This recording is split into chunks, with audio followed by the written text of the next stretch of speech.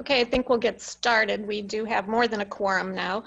Good evening. This is the July 13th meeting of the Cunningham Town Board. Will the clerk please call the roll? Ms. Wu? Here. Ms. Hersey? Here. Mr. Brown? Here. Mr. Roberts? Here. Mr. Colebrook? Here. Mr. Miller? Mr. Miller?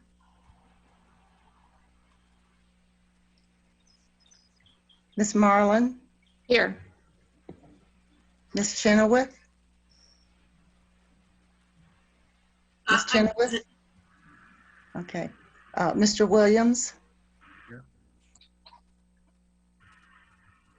Mr. Williams? He's Here.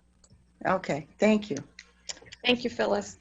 Before we go further, I do need, under Phase 4 operating guidelines of Restore Illinois, I do need to indicate that due to the Governor Pritzker and the mayoral emergency COVID-19 orders, the town board chambers, the city council chambers are not open to the public during this meeting, but the town board will meet remotely using Zoom webinar. You can watch the meeting on streaming services on Urbana Public Television or attend via Zoom.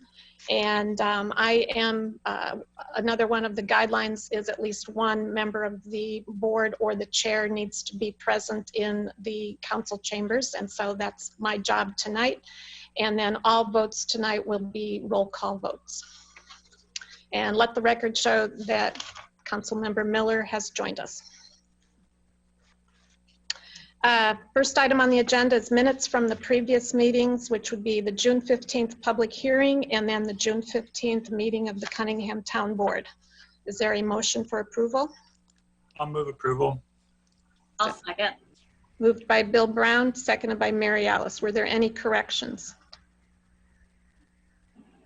Will the clerk please call the roll? Ms. Wu? Yes. Ms. Hersey? Yes. Mr. Brown? Yes. Mr. Roberts? Yes. Mr. Colebrook? Yes. Mr. Miller? Yes. That motion passes. Are there any additions to the agenda? No. Okay. Public participation. Does anyone wish to address the Cunningham Town Board? I don't see any video participants, and we received no email correspondence. Committee to verify bills for the Town Fund and the General Assistance Fund. Good evening. I hope that folks' houses, cars, and gardens survive the hailstorm. Wanted to report that this last month from the Town Fund, we had $170,371.38 in expenditures. From the General Assistance Fund, we had $147,695.17 in expenditures. So the total was $318,581.55 in expenditures. We did see an increase in general assistance participants, slight, which I would consider a good sign. 157 current participants, up from 155 last month. We are seeing an increase in homeless residents that we are supporting, up to 71. So a little less than half, about 40% are homeless. 26 of our participants are in temporary housing in the shelter for place. And we are seeing 95 males, 61 females, so quite a balance towards males, and a slightly younger age than our average. I just want to note our community work program remains closed in July 2020 due to safety concerns. I'm working with Salt and Light in reopening that program, and I'll have updates shortly. But many of our folks are immune compromised, so we are seeing more participants in some ways because we don't have any compliance issues with the community work program. Our rental assistance is up slightly, up from 7 last month to 11.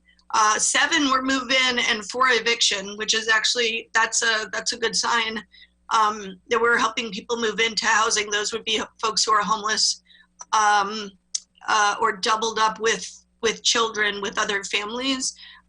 We did close out our COVID rental assistance program with 6 this last month and 23 to date. So total households served from last July through June of last year. So in that whole fiscal year, 131 for rental assistance. I'm happy to answer any questions about the town bills. Mary Alice, and then Dennis. So I see in the BC statement that there is an Eastern Illinois University charge. I'm wondering, is that training? And if so, what kind of training was it? Yeah, so it was Township, the supervisor's office, the Eastern Illinois University. We paid for a portion of a public administration class. I think it's called Nonprofit Leadership and Public Administration for Tomas Delgado, who is our office administrator. We're paying for half the class, and his project for that class is specifically helping us create a strategic plan for the township. All right, thank you. Dennis, you had a question? Yeah. When individuals receive public assistance for rental assistance, do they receive it for a year? How is that? What's the duration on the assistance? So they receive a one-time payment in a 2-year period of up to $600. For the COVID assistance, it was slightly different. It was, you were not, if you would receive rental assistance under our other program, you could still receive COVID rental assistance. And I think it was up to $750. Okay, so some people were able to maybe take advantage of both? That's true. The issue is for rental assistance, you have to have sufficient income. And for the COVID assistance, you essentially have to not be qualified for unemployment. So it tends to be it's a different, we didn't see that many people. I think maybe 2, if I recall, who maybe had rental assistance, were laid off during COVID and were not eligible for unemployment. Yeah, okay, thank you. Mm-hmm. Any other questions? Okay.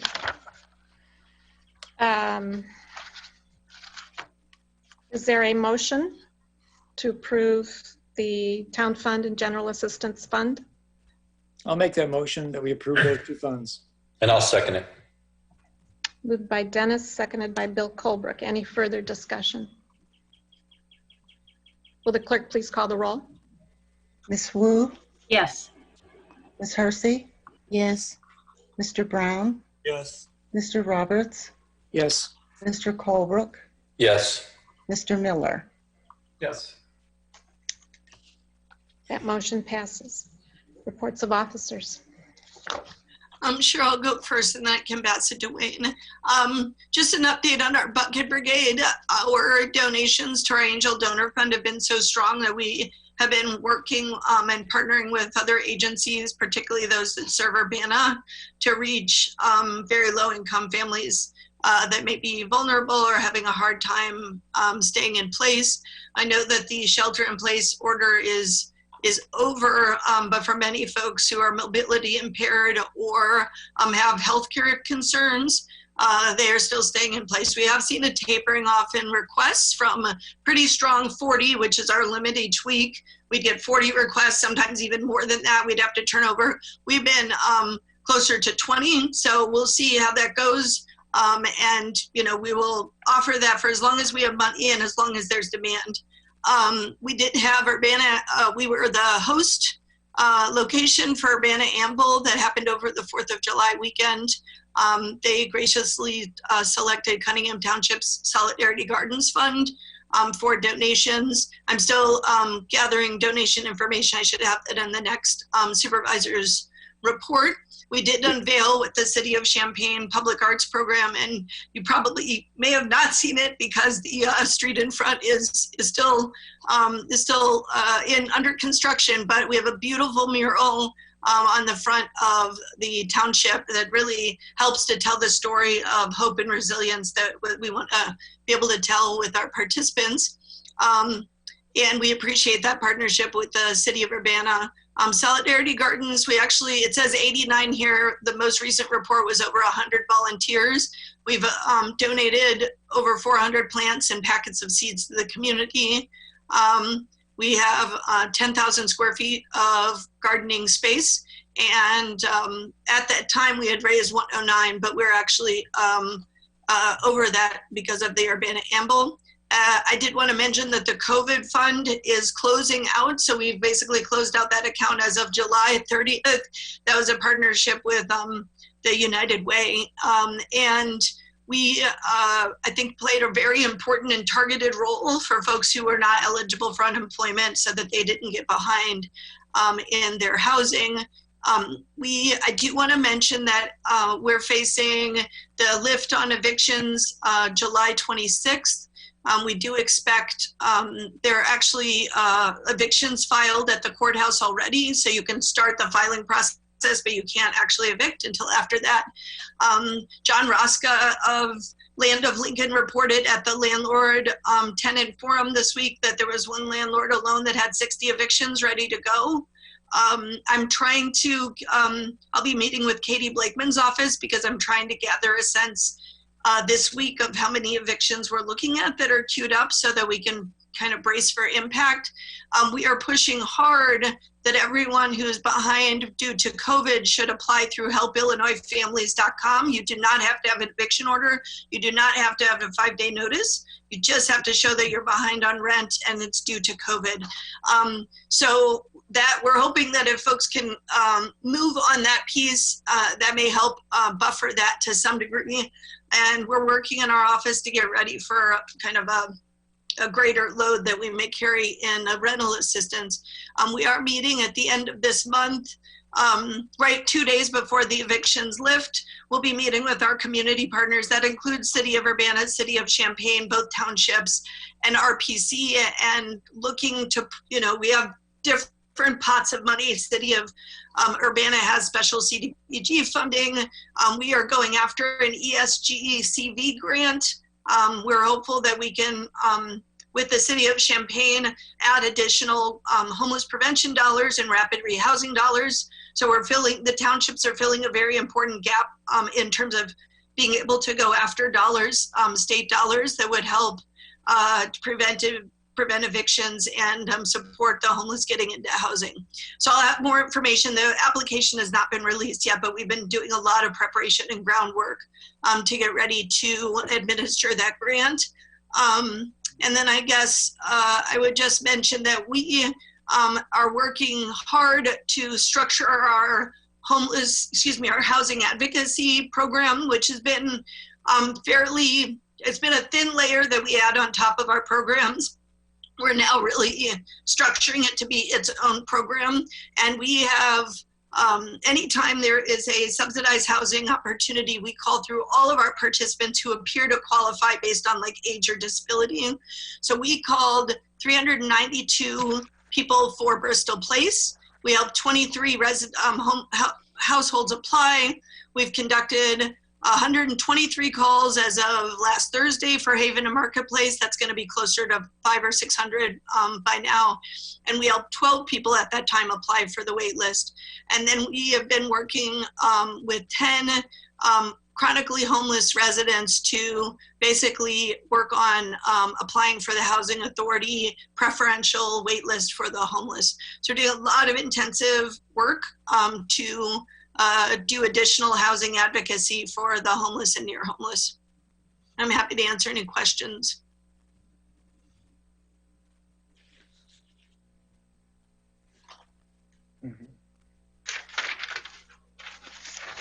Doesn't look like any questions. Wayne, did you have a report you wanted to share or anything from the assessor side? Hi, everybody. Top of your head, just so you know. You want to tilt your screen down a little bit, Wayne? Oh, Or elevate your chair. There you go. Oh, yeah. You're just going to have to add the picture of the mural in the background next time you're on. Hi, everybody. I just want to announce that our office has turned over the assessments for 2020 to the county assessor.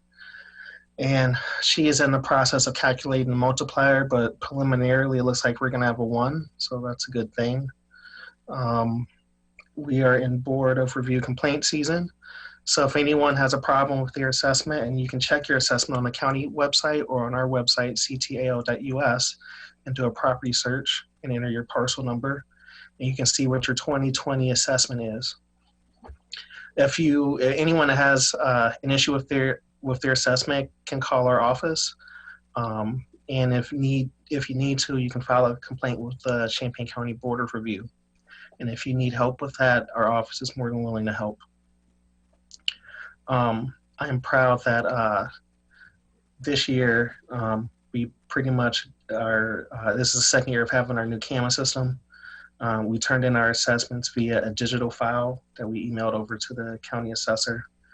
That took a lot of hard work between this office and our CAMA vendor, as well as the county assessor's office, who has been very helpful with that effort.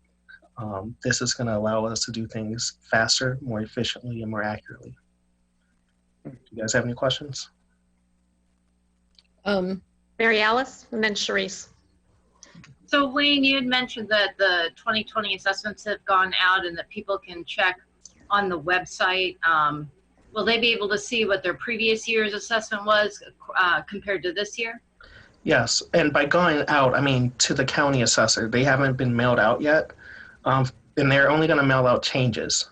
Okay, so if your assessment changed, those will probably get mailed at the end of the month, which still gives people until September 10th to file a complaint if they want to challenge the assessment. So people won't see a letter in the mail on what their assessment is unless they actually have a change in the amount. Only if there's a change, whether it's positive or negative. Also, as far your other question about if you can see prior years, or you can see prior years on both the Cunningham Township Assessor's website and the county assessor's website. So it's a little bit easier on the township website just because of the layout and the format. So I just wanted to make that clear. And then we're going to be adding, assessment news and the like to our website soon. We're still kind of getting in the groove. We don't really have a person that does websites here full time. So, but that's something that we're going to be looking to add soon. So if somebody wants to contest the amount, what is the process for that? Well, the first thing you should do is contact our office. And I say that because some things we can maybe fix, but I don't want to discourage anyone from exercising their right to appeal. But if there's something we can fix, we're more than happy to fix. Otherwise, you'd have to get a complaint form from the Board of Review's website, and you can email it in. I believe you can fax it in. You can snail mail it in, whatever that is, and you can, or you can walk it in and do an in-person process. All right, thank you. Also, and you just reminded me, the assessor's office, we're still close to the public. However, we are available by phone, by email. If you want to set up a Zoom meeting, we can do that. We will take appointments, but that's kind of a last resort just because of everything that's going on with the pandemic. Is there plans to reopen the office at some time? Mary Alice, this is something I have struggled with greatly.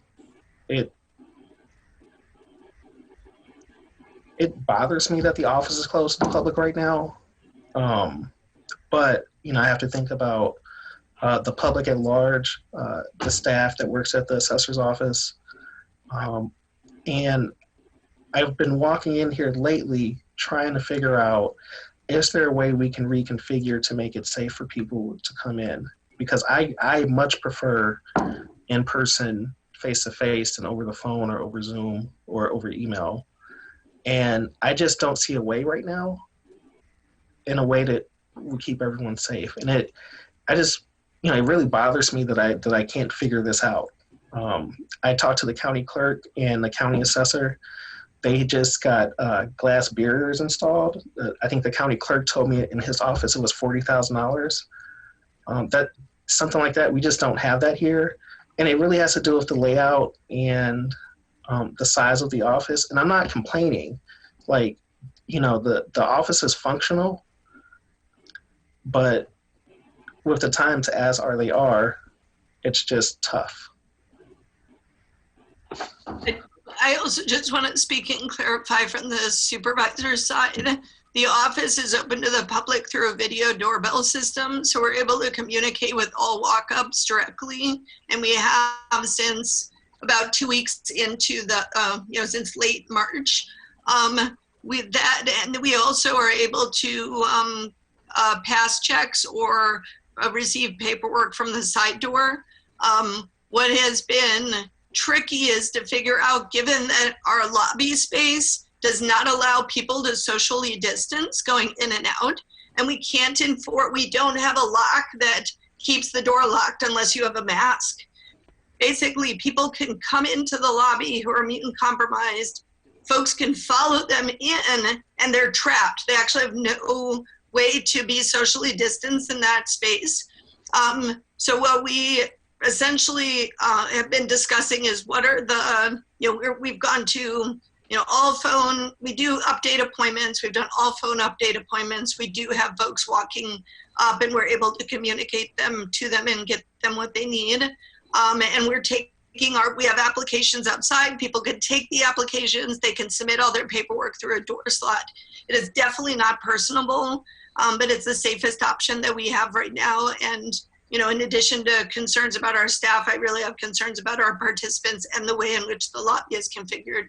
So I think our question has been, how much do we want to invest in something that might be a shorter term issue? So I just want to clarify that we consider ourselves open to the public. We consider ourselves essential workers, and we've served throughout the entire time.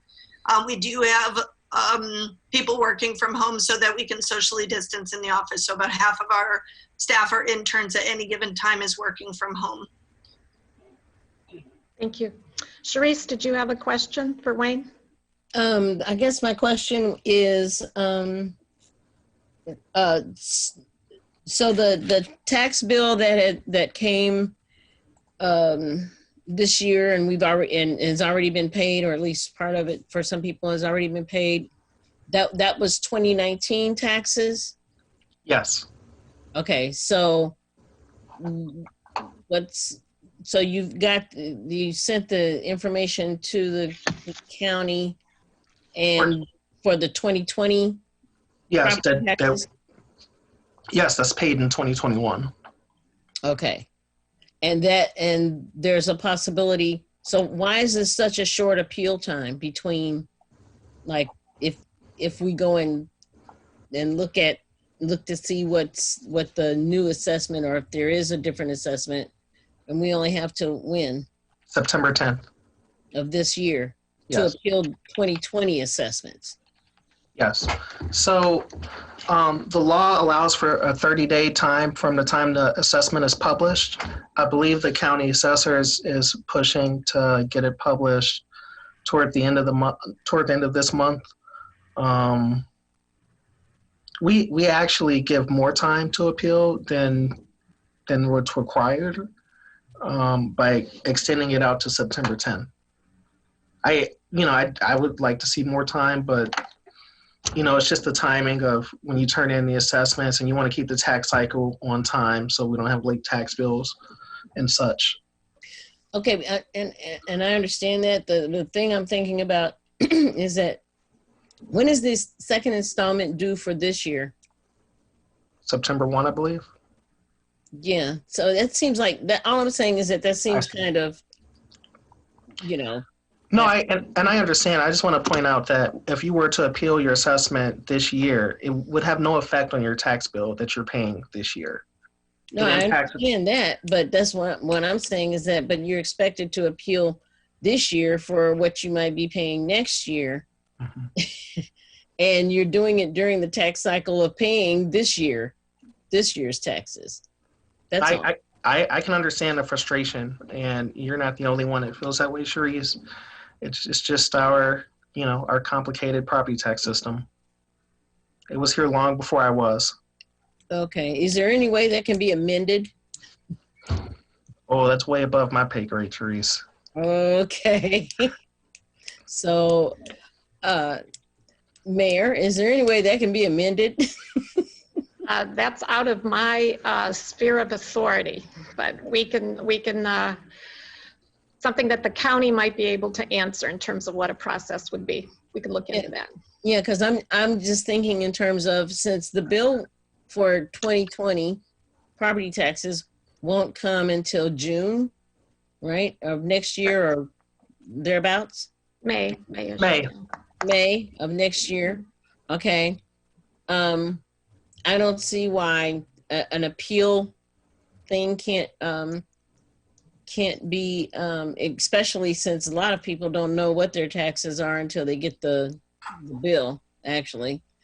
I don't see why there cannot be an extension for assessments made up, maybe up to February or March of next year, rather than it being cut off in September.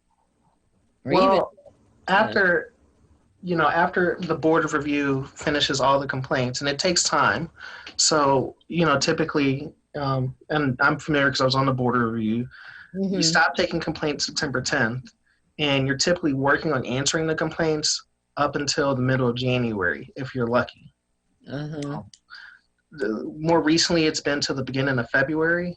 And then from there, it takes about a month to calculate the state. You have to send it off to the state. They have to calculate a state multiplier. Then it goes off to the county clerk to calculate the extension.